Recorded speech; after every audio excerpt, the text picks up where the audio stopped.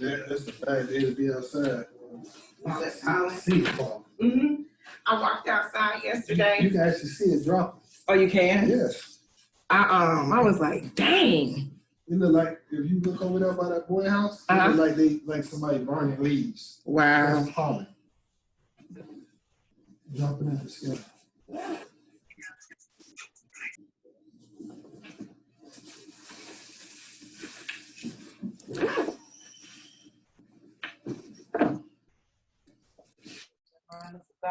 Shoes on the floor. Yours and mine.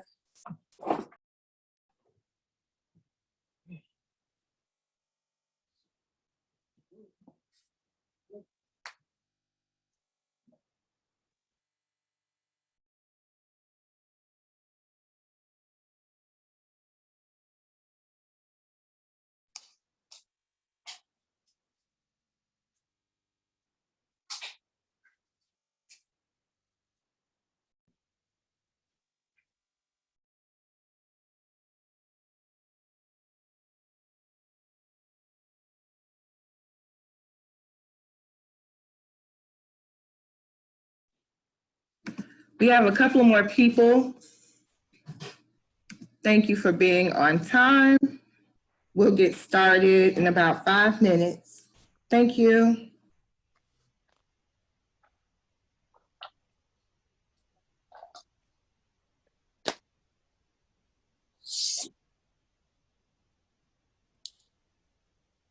Please make sure your phone is muted.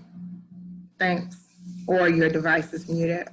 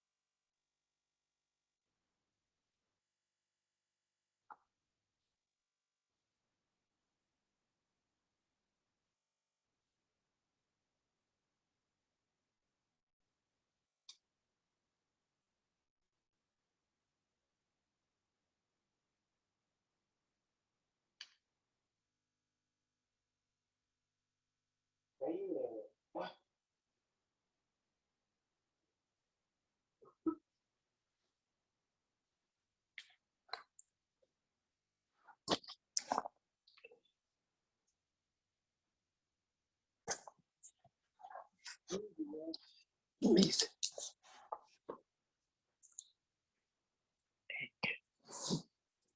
So that's all I got to do, y'all. It's a lot of some.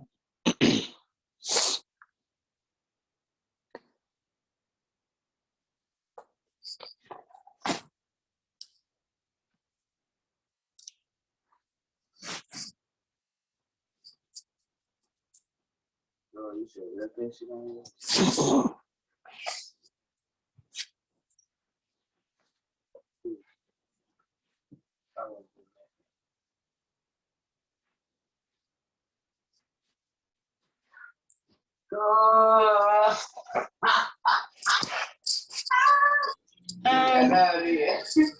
Everybody to mute their mics. I can't hear you, Miss Roxanne. You can't hear me? No. No, I can't really hear you until you said that. I'll go in and mute everybody.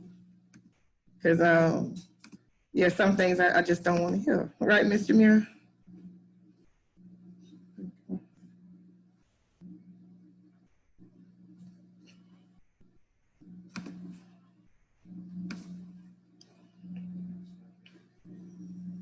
All right, thanks.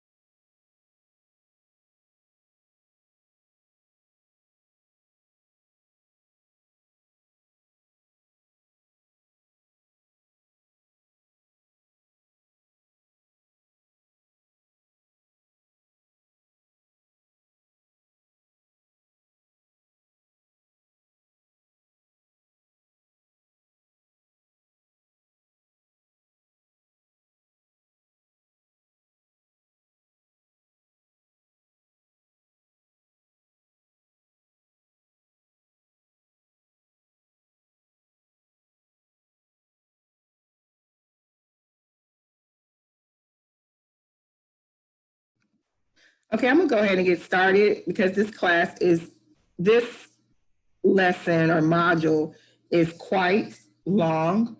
If you are new, my name is Tasha Moore and I will be your CDA instructor. You should have received via email some worksheet of the lesson. You don't necessarily have to have it, but it's probably good to look at it and reference it. The module is kind of short. We're going to spend a little bit of time with the homework, and I hope that I'm able to type it in as I go. This is something new that I'm trying, so I pray that it works. Once you come in, please mute your mic so I can't have any feedback and no one can hear what's going on in your background. All right, thank you. So let's get started. This week, we're going to talk about the intentional instructor. Most of the time when I ask a question, you can put your answer in the chat box. Your chat box is located at the bottom. I don't know how it looks for you, but for me, I see participants and then I see chat. And so usually if I ask a question, that's when you can unmute or put your answer in the chat box. So when I say the word intentional, that means that something is done on purpose, you know, and that is how it should be when we are teaching. Everything that we do should have an end, or we're looking for a result, or we're trying to help children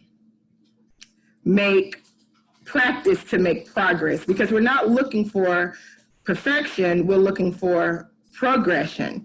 And so in this lesson, we're going to talk about how important it is to be consistent in the classroom, and transitions and other things that we should be doing in order, excuse me, to create a conducive learning environment, an environment conducive to learning. So we're going to talk about the importance of establishing a schedule and a class routine. We're going to talk about developmentally appropriate class schedules, but most of y'all have that. And we're going to talk about transitions and in the classroom. So can everybody see my screen? Because I'm on my other laptop, and sometimes you can just nudge. I can see all of y'all on this computer. Can y'all see my screen? Yeah? Yeah. Good, good. All right, so children need time each day to play, read, and interact. And a lot of people do not understand why we teach through play. We teach through play because that's what children like to do. It's just like I like music. So to help my day go by, I play music. And so we help children, we teach children things through play because that's what they like to do. But in that play, we set up opportunities for them to learn. So we design a lesson, we design our schedule to promote children's development and learning. So what does a consistent schedule, or what our schedule should look like? Well, Quality Rated states that we should have free choice time, and there should be 3 hours, definite hours in your schedule of free choice time. Free choice time, or center play, begins, that hour begins when the last child leaves the carpet. So if you're, most people, well, some people have their center time like when they first open their room, like when the children are coming in and they're having breakfast or whatnot. And then they have it again in the middle of the day. So if your center time begins at 10 o'clock and the last child leaves the carpet at 10:05, then it needs to end at 11:05. And that's just for people who are going through Quality Rated. Children must go outside 2 times a day for at least 45 minutes to an hour. Some people say, well, it's too hot. Well, quality rated and in your classroom, you'll see just a chart. You have to know when it's too hot to go outside, because even when it's too hot for us as adults, they're still supposed to get 15 to 20 minutes. So children should go outside at least 2 times a day for at least 45 minutes to an hour. Large group activities consist of circle time. Quality rated states that infants and toddlers should not do circle time. And if you do circle time with an infant and toddler class, it should be very, very, very, very short. Because it's not developmentally appropriate to ask children, an infant or a toddler, to sit there for 10 to 15 minutes, right? But preschool and pre-K, large group activities, you should be talking about the weather and things like that. And we're going to go more into detail as we go. You should have small group activities, which consist of 3 to 5 children. Transitions, how we move from one activity to the next, and routines, that's hand washing and bathroom breaks. So free choice time is when children get to decide what they want to do. In that free choice time, there should be opportunities to learn. So if you're talking about like construction, in your block area, you may have measuring tape, you may have tools, things like that. That makes it conducive to learning. So not only are you saying, okay, this is what we're talking about, but in their center, they get an opportunity to experience what you're talking about. Again, free choice time has to be offered at least 3 times a day. So like I said, most centers offer it in the morning upon arrival, during the middle of the day, and around dismissal, but it has to be a full hour. Any questions about that?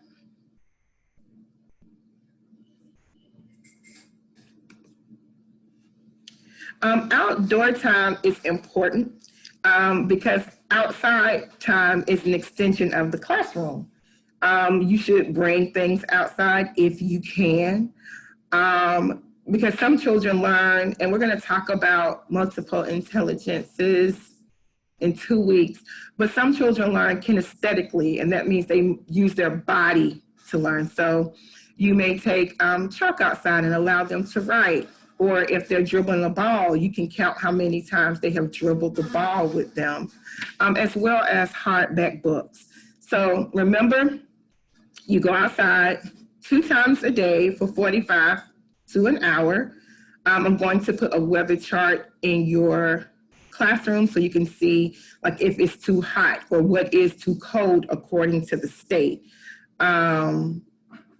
Because if a consultant asks if you go outside, and you'll say, well, not when it's too hot, you need to say, no, we use this weather chart to determine when we go outside.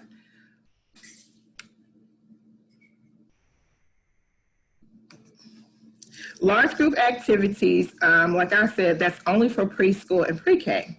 Now, if you do it in the infant toddler sector, then you need to make sure that it's not long, like it has to be literally 5 minutes or less.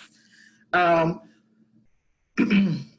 that's the time when you read stories to the group, sing songs, discuss the schedule or calendar, and encourage children to share special events or things that's going on with them. Most people say, well, I want to do that with my infant and toddlers. With infant and toddlers, you should really have a small group and not a large group. Remember, Quality Rated wants you to use individualized care more than large group care. And everybody knows what I'm saying when I say that, correct? Everybody, yeah, they want you to be more one-on-one as much as you can with children. So small group activities gives you an opportunity to focus on a smaller group of children. It should only consist of 3 to 5 students. And people usually ask, like, well, how do I do that? Because I have like 15 kids in my class. Well, on Mondays, you work with a certain group. Tuesday, Wednesday, Thursday, Friday, you work with a certain group. So you say, every Monday, I'm going to work with Tasha, Miracle, and Nadia. And on Tuesdays, I'm going to work with Lawrence, Liam, and Kendrick. That's how you do that. You don't try to fit all that small group in one day. You rotate them, okay? So quality rating in the state of Georgia like small groups because it gives you an opportunity to actively engage with them, and it reduces wait time. So you get an opportunity to intentionally ask questions and wait for a child to answer back instead of children getting lost in the in your class. I know, like I have experience, you have that one child that's in your class that's very quiet, and for lack of a better term, sometimes you forget that they're there because they're just quiet. They don't cause any problems. And so that gives you an opportunity to engage with that child. It gives, and they get to interact with their peers one-on-one and actively manipulate materials. Any questions about that? Because small group time is usually something that teachers have a real big problem with. You can do it while the children are in their centers. Most people do that, like, hey, Tasha, Nadia, Miracle, come over here, I want to work with y'all today. Or you engage them, like you go to them and say, hey, what are you doing? And start actively playing with them because you're trying to get a result. Okay, you're trying to see where they are. Questions about small group time? Great. So transitions is preparing the child for the next activity. And we give children transitions to promote self-regulation because some children need to know what comes next. With Quality Rated in the state of Georgia, they don't like for you to say, hey guys, it's time to clean up. They like you to use a song, a puppet, or maybe clapping to get children's attention to move them to the next activity. And some children you have to walk up to and say, hey, Tasha, I know you're enjoying this activity, but in 5 minutes, we're going to move to lunch. And that should probably happen more so at the beginning of the year, towards the end of the school year. They should be able to, your routine should be consistently done that they know what comes next. And if you have a sub, they'll be able to tell the sub or somebody who's visiting, we don't do this, we do this next. So that's the importance of transitions. Transitions promote self-regulation. It gets children prepared for what comes next. So what does an intentional classroom look like?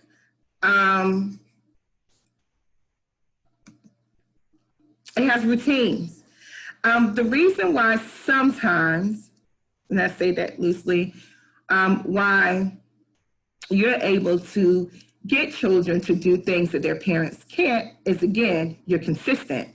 You have parents come in and say, oh, they're all asleep. How did you get them all to take a nap? Because every day at 12:30, they take a nap, right? If they say they don't want to take a nap, it doesn't matter. You're going to lay down for a couple of minutes. And then if you don't go to sleep, that's fine. Or I'm going to put on that soothing music. I'm going to make my environment calm so you can rest. And so routines are an important part of the day, and children should know when they're going to the bathroom consistently. They should know what time they eat. Hopefully lunch is served at the same time every day. Those things build a consistent classroom community. And sometimes you have to change things because what works for one class 1 year doesn't work for the your class this year. The routine should match the child's stage of development. So if you have a class of 4s and they're younger 4s, and you had older 4s the year before, then maybe you have to tweak your schedule for that class, because the routine that you have set up last year is not going to work for you this year. I hope that makes sense.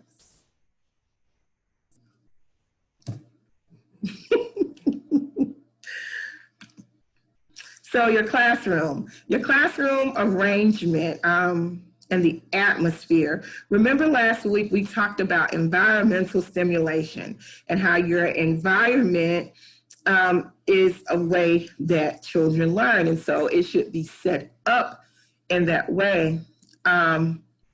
Next week, we're going to look at some things in the classroom. And when I show the pictures, people are like, well, I can't do that in my classroom. And I'm not asking you to do that. I'm just asking you to look at it, get an idea, and maybe something from that you can do. So think about your classroom design and the atmosphere. When someone walks in, do they know automatically what you're talking about for that week or for the month? Do you have things up? Are things on the child's eye level?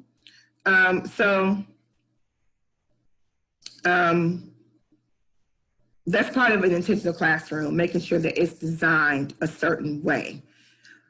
Teachers, making sure that you are receiving professional development, such as being in a class like this, or working together as a team. Again, we talked about how children can sense when teachers don't have a great working relationship. And so you want to model the desired behavior that you want in your class. Having discipline. And most people think when I say discipline, I'm talking about spanking, and I'm not. Discipline is setting boundaries. You have to have rules in everything that you do. And so setting boundaries or having your discipline. Do you use positive guidance techniques? Do you redirect? So what do you use in your class to guide your discipline? Social emotional development. How do we raise self-esteem in children? Helping them become confident in themselves. Academics, using JELS, and we're going to talk about JELS soon, as a blueprint to know what you're going to teach. Remember, and I'm probably going to say this in every class, you don't teach people what they know, you teach them what they don't know. But in order to figure out what children know, you have to observe them. It's like studying for a test. You don't study for the questions that you do know, you only study what you don't know, okay? And making sure that it's a safe environment. The things that are put up, that you have, what are those called? Outlet covers, that the things that you use to clean and sanitize with are put up high. So what does an intentional teacher do? Well, one of the things that we do is that we use the Georgia Early Learning and Development Standards to know what children should be learning in that age span. So let's look at age 2 to 3. Let's see if I can move this over. Can y'all see this pretty well? So we have the Georgia Early Learning Standards, and you probably have seen this in your school or somewhere. I will leave the link in your classroom, but the Georgia Early Learning Standards and Development state that there are certain milestones that children need to reach before they move to the next class, okay? And so you have the pink part, which is right here. I'm gonna make it a little smaller for right now, and then go back to it. You have the pink part, which is the physical development and motor skills. So you have health and well-being over here, and you have growth and fine motor skills, okay? And you know it's for 2-year-olds because behind the period, you'll see the age. If it was for 3-year-olds, then behind the period, it will have 3s. Social emotional development is in blue. And what you're looking for, what you're trying to help a child ascertain is helping them develop a sense of themselves and self-regulation, and forming relationships with other people. Then you have approaches to learn and play. Children move from concrete play to realistic. So initially, they will probably use a remote as a telephone. And as they become older, hopefully by the age of 5, they will use a remote as a TV remote and not a telephone. So you're moving from symbolic play, there it is, symbolic play to realistic, okay? It's also in approaches to learn and play, how children persist. If you give them a new thing to do, will they try to do it or will they walk away? So it's about persistence. This yellow part is communication, language, and learn. They have receptive, what do children hear, and expressive, how do they respond? Can they follow receptively if you give them one step? Tasha, pick up the blocks. Will the child do that? Or Tasha, place the blocks on the shelf. Expressive, again, is what they say to you verbally or non-verbally, because sometimes children at 2 still don't speak very, very well. It's also their love of books and early reading. And so that's important that we expose children to that, because research has shown that high schoolers are graduating and only can read on a 3rd grade level. And so we know in a 3rd grade, that's when your comprehension begins to kick in, right? And so we have to show children and demonstrate to them a love of reading by reading to them and also asking them open-ended questions. And we're going to get to that in a second. And lastly, this big orange area is the cognitive development area. In here, you have your math, social studies, science, and art goals. So all of these things, your class should be exposed to by the time that they leave. And you should be preparing activities for them. And again, I'll have it in there and you can just look at your class, like whatever age group you work with, so you can get some guidance. Is everybody familiar with GELS? I can see y'all today. Everybody pretty much is familiar with it and use it? Great, that's good. Good. So let's go back to this. So one thing I said is that when you're reading, you should ask open-ended question. And an open-ended question is a question, the answer can't be answered with a yes or a no. An open-ended question should make the child think and requires a response. One thing that I noticed when I am doing visits to centers is that children talk to teachers, but teachers don't talk to children.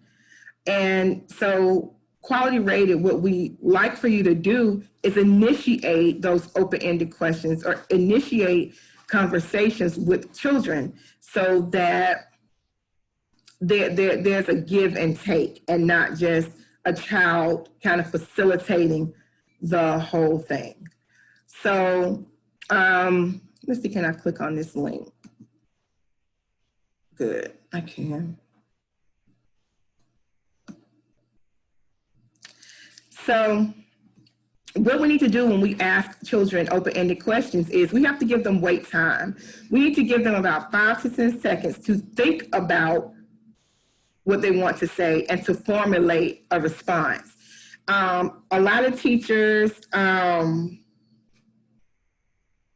let's say you're reading a book and the book has a brown dog, right?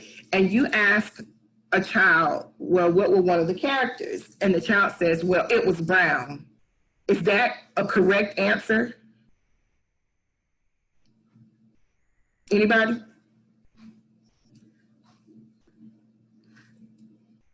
So you're reading a book and you say, and one of the main characters was a brown dog.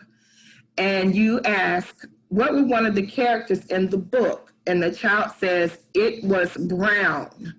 Is that a right answer? Yes or no? Yeah, No, why not, Miss Roxanne? because she didn't say a brown dog. Okay. Anybody disagrees with her? Okay, I disagree. Because it was brown. And you can say, Miss Roxanne, you're right, it was a brown dog. Because sometimes we have to give the children the rest of it. So you can say, yes, it was brown. It was a brown dog. Okay? So good. Because that's what you would say. It was brown. It was a brown dog, yes. Okay? So you have to allow your child to fully answer the question without interruption, because I don't know about y'all, but nothing gets me more than somebody trying to tell me what I'm thinking.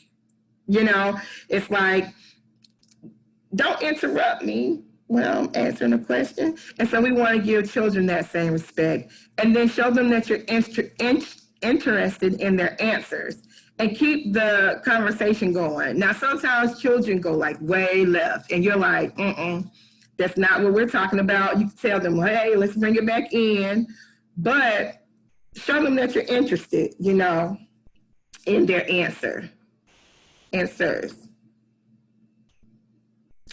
And so this will also be linked in your classroom if you just want ideas of what type of questions to ask.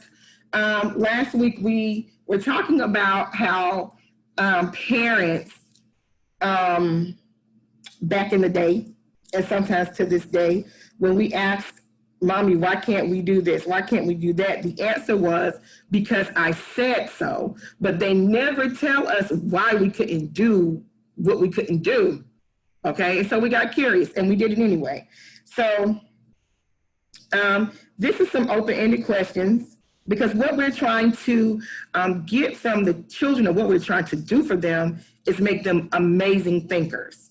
Because what I've learned is that parents are okay with their children memorizing things, but can they think? Can they formulate an opinion and answer to a question? You know, they get excited. Oh, my children read that. My children know that's McDonald's. No, they know the McDonald's symbol. They didn't read nothing. And so we want to raise thinkers. And this is how we do it. We ask them open-ended questions. So I would ask that you just look at some of these questions and add 1 or 2 that you can ask, you know, the children to kind of check for knowledge, okay?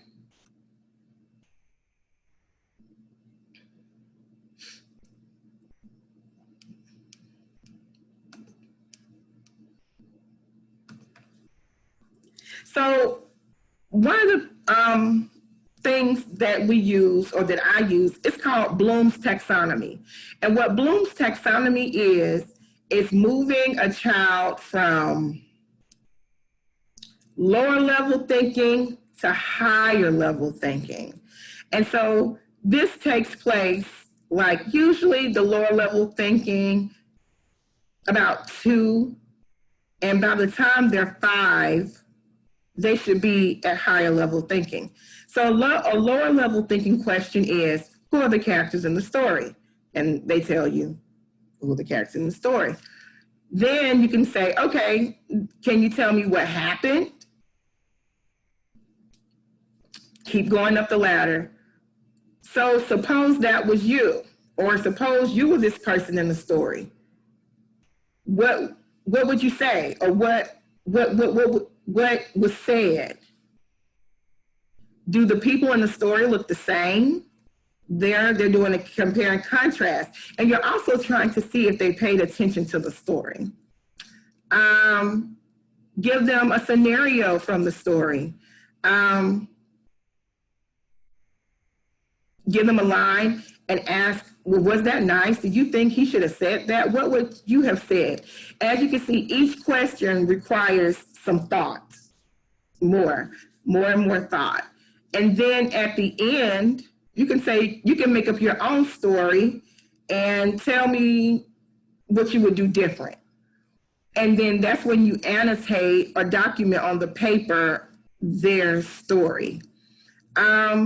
This, like I said, it's called Bloom's Taxonomy, and we start from lower level thinking, just a general question, and we move them higher. And we know how far we can go with the children in our classroom. You know, some 2-year-olds can go to the top and create a story and tell you a story from top to bottom. But we do Bloom's Taxonomy to check for recall, and it's another way of asking open-ended questions when reading a book. Any questions?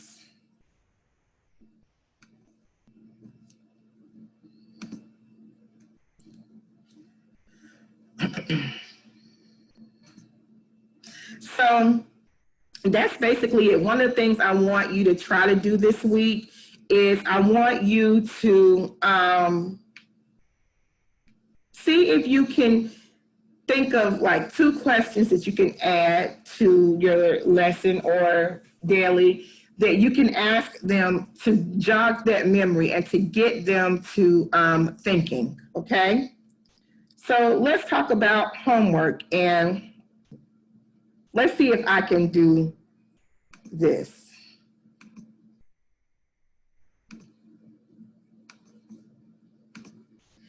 So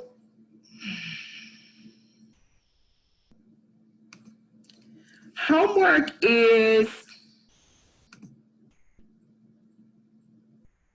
pull it up, competency statement 2. And competency statement 2 is like the longest one, okay? But I'm gonna help you through it. So in order to write the paper, you must do the resource collection first. And this week, the resource collection consists of 9 learning experiences. So you have 1 through 9, and there's certain things you have to do. So the first one, I gave you an example. You're gonna write the name of the activity. I'm gonna highlight this in. You're going to put what age group is for. We're going to write an objective, the materials we need to prepare for it, and what we're trying to get them to do.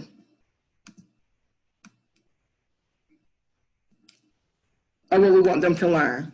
Now, really, to be honest, this is the same as this, but we're going to put it in different ways.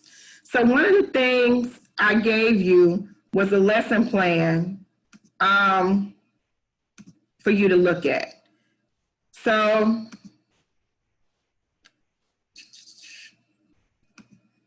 if you look at, and I'm sorry, it's going to get really messy right now, but just work with me. The next one we're going to look for is a language and literacy activity on that lesson plan I gave you. And we identify on this lesson plan, language literacy, as CLL. We see that?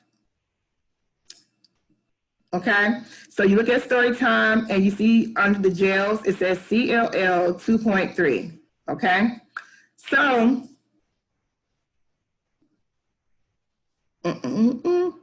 they don't have a book on here. So I'm just going to use Letter Soup. So everybody see Letter Soup is under Monday under language emergent literacy.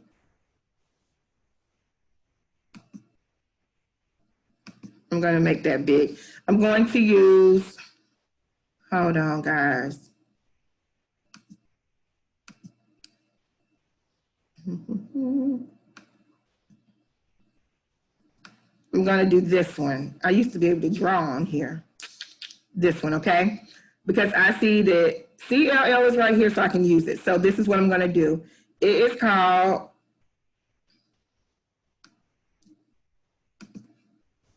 Letter Soup.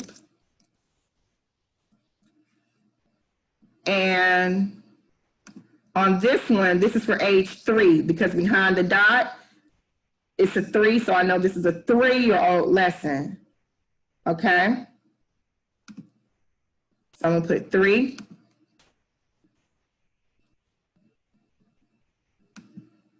The objective, create a soup of ingredients with many different letters. So I'm going to type, and this will be on your,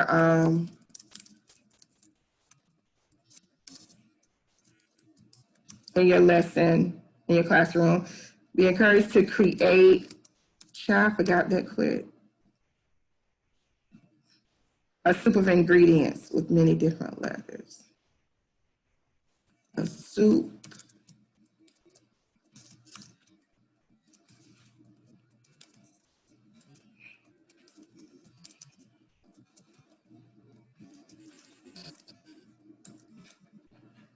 I got that right? Okay. So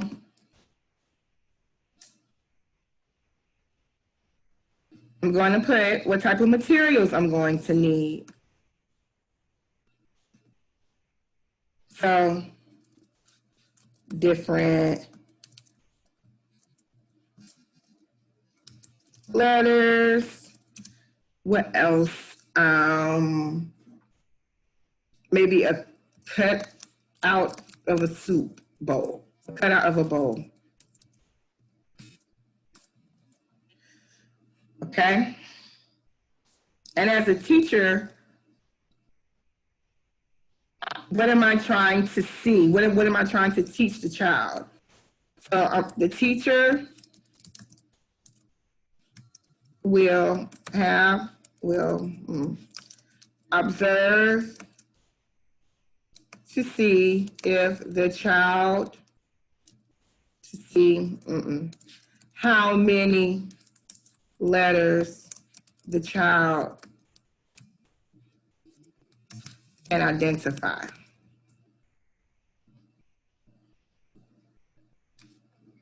Everybody see that? Any questions?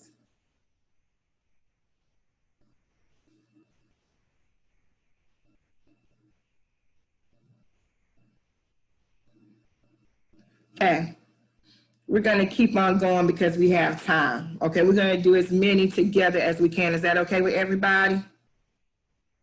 Okay. So we're gonna go back to our lesson plan. The next thing we're looking for is creative arts. So we're gonna look for a creative arts activity on this lesson plan. So it's creative expression, and we identify creative arts jails with CR. So we're gonna do this one right here, be a chef.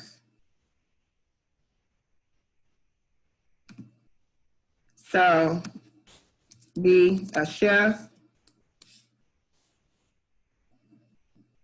We know that it's age 3.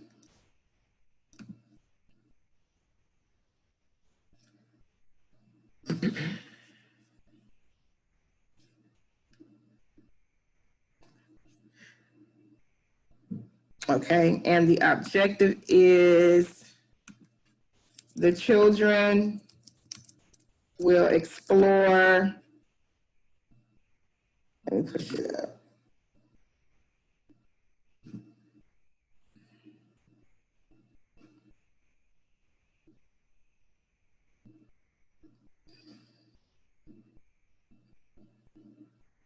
Okay, was for cooking and eating materials. I used to have a better memory than that. Okay. As they pretend to be chefs. Right? Because creative art is not always art. It's dramatic play. It's using things in an imaginative way. Okay? So the different materials that we're gonna need is various cooking utensils. And we can go to the dollar store and get some spoons, some serving spoons and stuff like that. It's just like now we're in COVID, so we need to make sure we sanitize. But we can get a lot of things from the dollar store that they can pretend to cook. So there's cooking utensils and what else?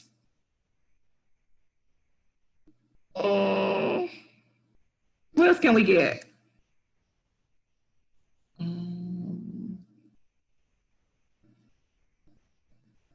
I don't know.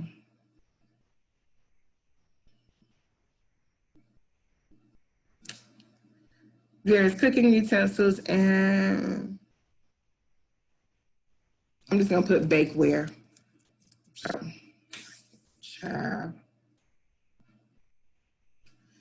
So what the teacher will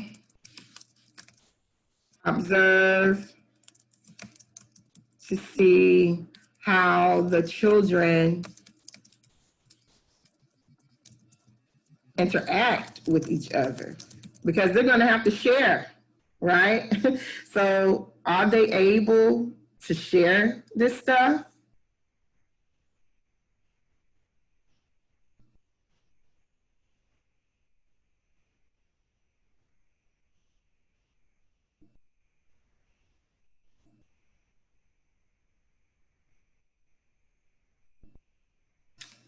So we're going to do one more, and that's going to get you halfway through. We're looking for a fine motor activity and indoor activity. So let's look for a PDM.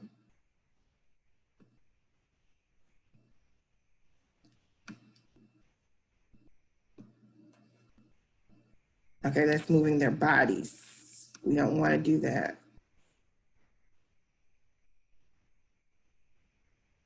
Okay, so cookie shop using Play-Doh. Okay, so let's do that. So I'm looking right here on Tuesday under physical health and development, and it reads cookie shop. So for the activity, I'm going to type cookie shop. 3, the children will use Play-Doh to make cookies. Materials, Play-Doh, various materials to decorate cookies. And again, we could go to the dollar store, and I don't know what they're called, but they're the things that you put on the table, like when you're having a party, like the confetti, that little bitty stuff. It could be Play-Doh that they're not going to use anymore. But there's a lot of little things that you can put out. You could put pom-poms so they can decorate their Play-Doh to make it look like cookies. So what are we doing? The teacher will observe to see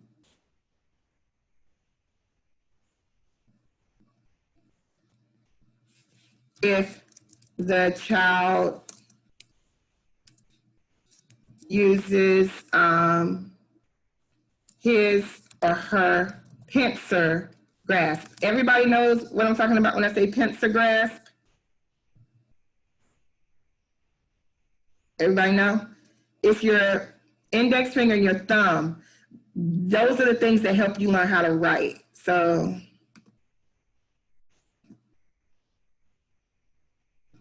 let me show you what pincer grasp looks like.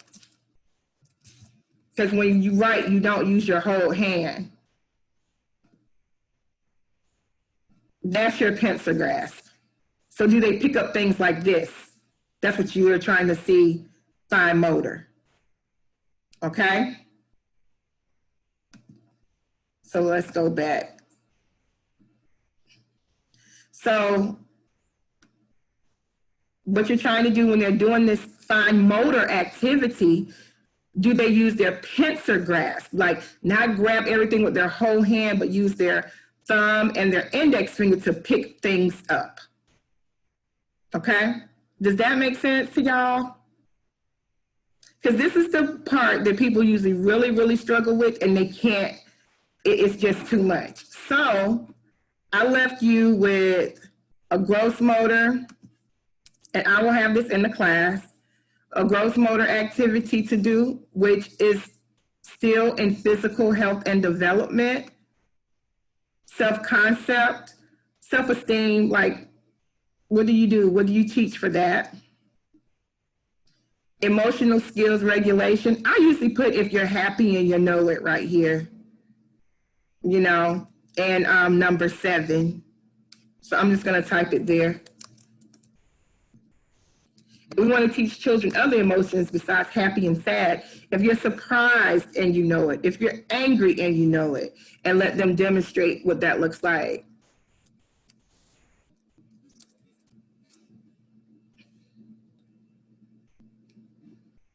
Social skills, that could be, I don't know if we can do that now, but I'm going to put it, and if you don't like it, you don't have to use it. Setting the table for lunch.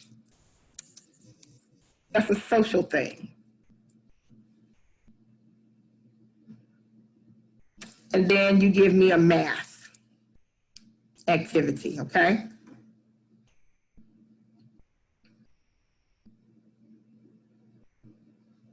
Let me take this out because when I upload it, I don't want this on here. Hold on. We're almost finished, guys.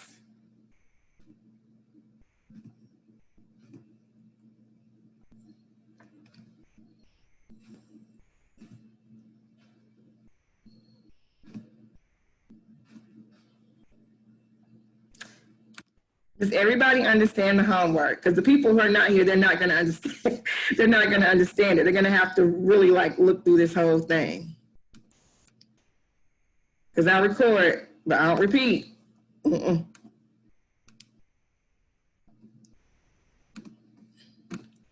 Okay, so you have to do this part and then go back up. Remember I said that we write papers. So we're on the number 2 paper. We have 13 objectives or functional areas. Here we're going to answer 4 more. We're going to talk about physical development, cognitive development, communication, and creative. Remember on here, it doesn't say it, but I always give you the introduction. Okay? Why is physical development important? Cognitive development important, communication, and creative. So this will be filled in for you when you get it, okay? And you can just read through it. Then you go here.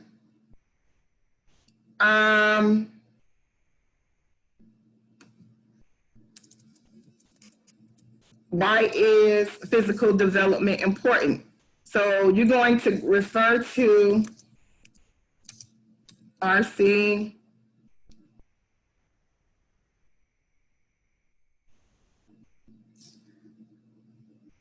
so whatever gross motor activity you put in there, you're going to write in here, how does that help the child physically? Like, what do they do? Why is that a good gross motor activity for them to do?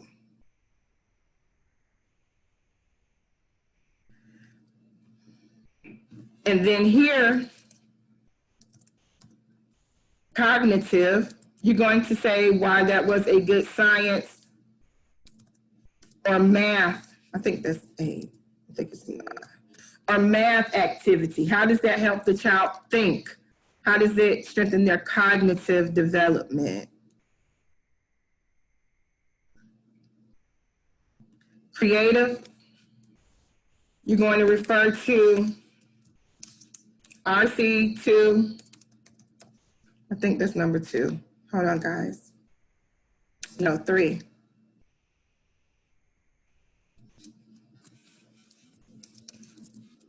So you're going to look back down and say, okay, why was this a good creative arts activity to do?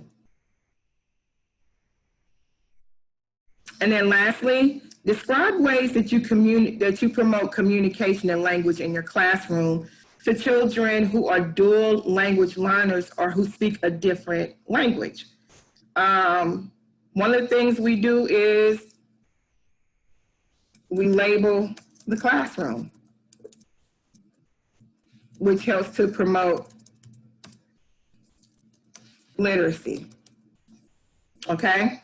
And also put the other things that you do. Remember, everything must be in paragraph form and it must be 5 sentences or more, no more than 500 words. So it has to be a paragraph. You just can't leave my answer that I got right here. You can't just leave that.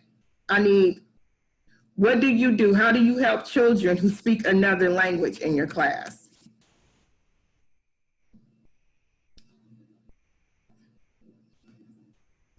Any questions about homework?